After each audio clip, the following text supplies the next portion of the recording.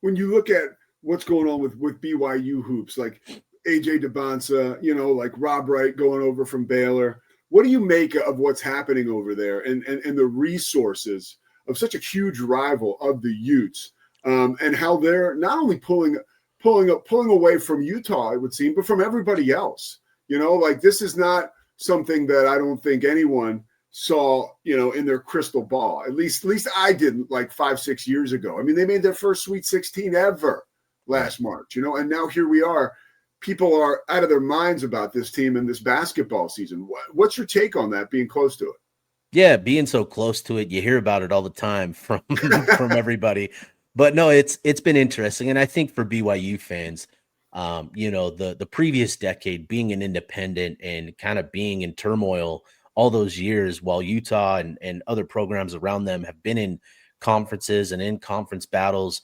BYU fans, I think there's just a lot of motivation now to really capitalize on this opportunity now, being in a conference like the Big 12. And with NIL now becoming legal, there's a lot of, again, excitement and motivation for that program to kind of put themselves on a higher tier, a higher level of competitiveness. So it's kind of been this perfect storm for BYU, given the fact that they have spent the last 10, 12, 15 years in independence by themselves, all alone, where you're not really competing for anything but a bowl game and basketball opportunities and all of that. I just think it's kind of become this perfect storm for that program. And for the Big 12, I think there's now a lot of motivation to raise the bar themselves. I know that's been a big thing for Utah with the basketball program itself, Alex Jensen being a part of that. There's a lot of motivation now to raise the resources around the basketball program, not only to keep pace, but to put themselves, at the top where a lot of the fan base, Utah fan base, feels like this program belongs. When the Utah, like the new arena, the Huntsman Center, which is awesome. I mean, that's where the most, you could say, dude, maybe the most important basketball game of all time was ever played in that building. 79, Bird versus Magic, Indiana State and Michigan State. Like, that's a historic venue, and going in there, you get goosebumps sometimes. But it's also, I think you would agree, maybe time to turn the page. And I know there's a new building coming up. What's the update on that, and when's it opening? Like, what's the story there? Because I've seen like renderings, I'm not like a real builder, so for me to even say renderings is a big deal. Like, you give me a hammer and we're gonna have a long day. But really, what's it looking like? When's it gonna open? Give me some details. Yeah, it's a couple years away, and if you've seen renderings that I haven't even seen. So I'm going to ask you to send those to me. No, I'm just kidding. But no, I think there's a lot of motivation for Utah to build a new arena. As you said, the John M. Huntsman Center is one of the most iconic venues in college basketball. Last year, a couple programs came to Salt Lake City for the first time. Kansas State. Bill Self is obviously what he is, right? You say his name, that name, what it means in college basketball. I asked him about what it meant to be here in the John M. Huntsman Center, and he just spoke about it in reverence, right? Like, that's what that arena means. At the same time, to your point, it's a little outdated, right? In terms of the amenities for players, coaches, for fans, for the fan base, and what the arena offers. It is just a little old, a little outdated, and it's going to be much easier to simply tear it down and build a new arena. And this is part of a bigger topic conversation with Utah, which is going through a major transformation as a university. There's been a lot of housing units going up on campus.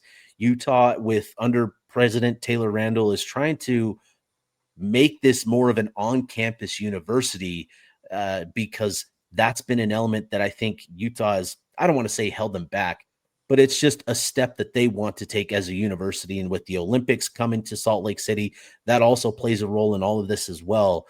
But we're a couple years away before we start hearing real concrete updates on the new basketball arena. But it's what Utah needs is a new arena, right? The basketball programs, the gymnastic program, the Red Rocks with what they do.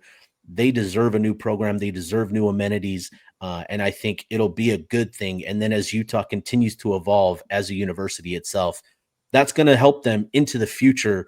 As we talk about conference realignment and all these conversations, that's what this is all about. And, ESPN broadcasters, NBC broadcasters, Fox broadcasters won't have to pester John Vu about, hey, is there a bathroom down here that we can use, dude? Because you let us use the dude, bathroom. That's what I mean. I'm like, dude, and I don't mind. Honestly, that's how I got to meet you, because I was marching upstairs to go to the bathroom, and we shook hands and started talking and catching up. So what a blessing. See that? The Huntsman Center continues to give back to basketball and fans everywhere. Bartle, any Halloween plans? Man, this is my first Halloween with our son. He's 2.5 years old. So we've got him dressed up as a fireman. He's really loved fire trucks and stuff. So our first Halloween with the kid, and looking forward to getting out and having a good time with him. Oh, what's his name?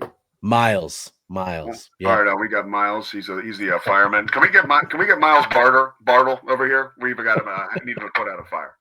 Steve, man, thank you for giving me the opportunity to use that. Yeah. All right, man. That was great. I really appreciate you taking the time. You're a great dude, a great writer, and you bring to college sports what we need more of, which is efficient, accurate, aggressive reporting, and you do a hell of a job. So I encourage everybody, follow Bartle on Twitter. Check him out, KSL Sports. He does all the writing there, and the Utah Blockcast. Am I missing anything? Where can people find you, by the way? No, that's good, man. KSLsports.com, the Utah Blockcast. You can find us on YouTube at KSL Sports. You can find us on your podcast feeds everywhere, on Twitter, Bartle KSL Sports. And yeah, dude, I appreciate you having me on. Like I said to start, it's been a long time coming. We've been talking about this for a really long time. So I'm happy that we finally got this done and really, really enjoyed this conversation, Pete.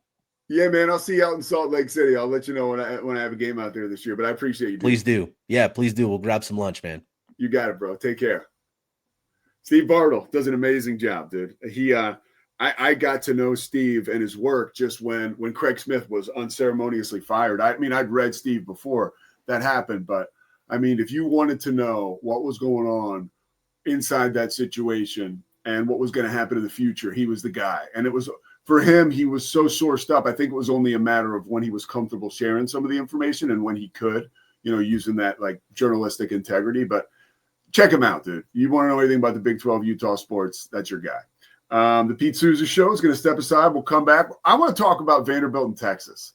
All right. That's the biggest game this weekend nobody's talking about. And a couple other things, so a little potpourri, and then we'll get out of here and let Scotty go trick-or-treating. I know he's got a big night planned, all right? The Pete Souza Show presented by Slovacics. We'll be right back.